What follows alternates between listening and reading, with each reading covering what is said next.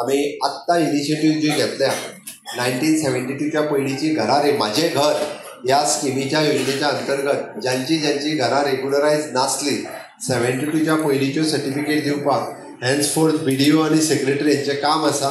आम्ही सप्टेंबराच्या उपरांत रोखडेच फॉर्म काडटले. ती सगळ्या लोकांकडे ज्याच्या कडेन आपल्या घराचे डॉक्युमेंट ना पळय न्ही तेच्यानी आपल्या घराचे डॉक्युमेंट तयार करून दवरचे.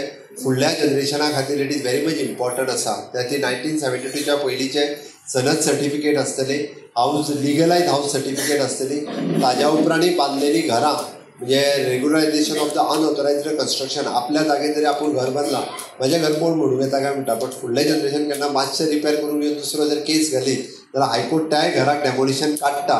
म्हणून प्रत्येकान आपलें रेग्युलरायझेशन ऑफ अनऑथोरायज्ड कन्स्ट्रक्शन हाच्या अंतर्गतूय करचें आनी उरलेल्या सगळ्या बाकीची घरां रेग्युलरायज जावची म्हणून सरकाराचो प्रयत्न आसा. म्हाका दिसता ह्या विशयाचेर आमी सगळे सेक्रेटरीज आनी पंचायतीचो स्टाफ हांच्यांनी सहकार्य करून लोकांचें तेंय स्वप्न म्हजें घर हें रेग्युलर घर आसचें हें स्वप्न साकार जातलें.